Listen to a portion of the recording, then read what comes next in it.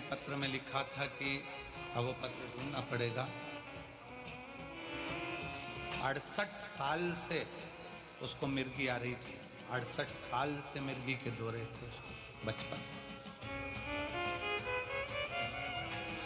और 68 साल से मिर्गी का दौरा जिसको आ रहा हो, समझना जरा, विचार करिएगा जरा कि क्या स्थिति।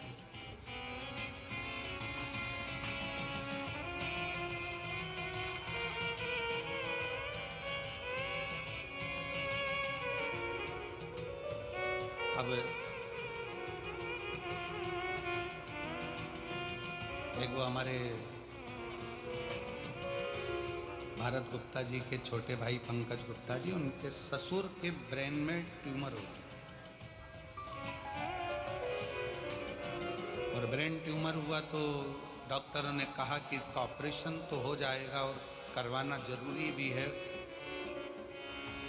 पर याददाश्त आएगी, कोमा में चले जाएगा, या तुम्हें पहचान पाएगा नहीं पहचान पाएगा, या ठीक रह पाएगा नहीं रह पाएगा, कोई भरोसा नहीं।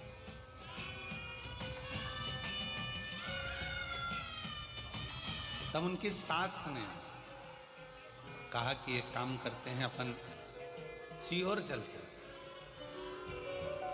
और सीहोर में चलकर वहां बाबा से प्रार्थना करते हैं, निवेदन करते हैं, विनती करते हैं। सीहोर आए, कंकर शंकर पूजन करी, हम तो थे ही नहीं, हमारा मिलना भी नहीं हुआ, विनय कर कर चले गए, रुद्राक्ष लिया, पहुंच गए। पत्नी पानी देती, वो कहते ये रुद्राक्ष है, रुद्राक्ष का जल तो हल्का हल्का लाल हो रहा है, अब इसका पानी कैसे पीऊं। पति ने एक दिन मना करा, 2 दिन मना करा, पर धीरे धीरे फिर उन पत्नी ने कहा पियो तो सही। पीना प्रारंभ हुआ। ऑपरेशन की जो तारीख दी गई थी उसके पहले फिर एक बार जांच कराई गई, और जांच में निकला कि ब्रेन में जो ट्यूमर था वो समाप्त हो गया था, वो समाप्त हो।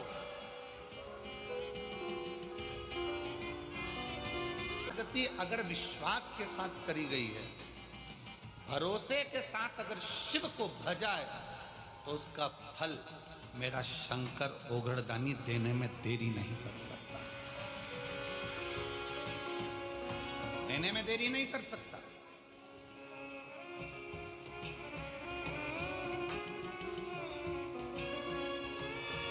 जब कथा विराम होगी, कथा विराम होकर आरती होगी, आरती होने के बाद पृथ्वी को, भूमि को आप सब प्रणाम करना, उसकी रज मस्तक चढ़ाकर कहना बाबा कंकर शंकर की भूमि पर हम आए हैं, हमसे कोई गलती हुई हो तो क्षमा करना।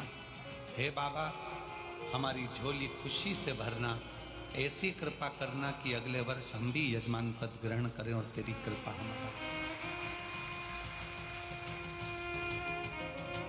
खाली ना जाता कोई दर से तुम्हारे, खाली ना जाता कोई दर से तुम्हारे, मैं भी खड़ी हूँ नदी पार में फंसा, अपने लगा लो गिरा जा रहा उठा लो, बोले अपने दर से अब तो न टालो, गिरी जा रही हूँ उठा लो। शिव के आश्रित होकर, शिव के भरोसे में, शंकर भगवान की शरणागति में एक विश्वास को रखकर शिव का अनुमोदन, शिव का स्मरण, शिव की भक्ति।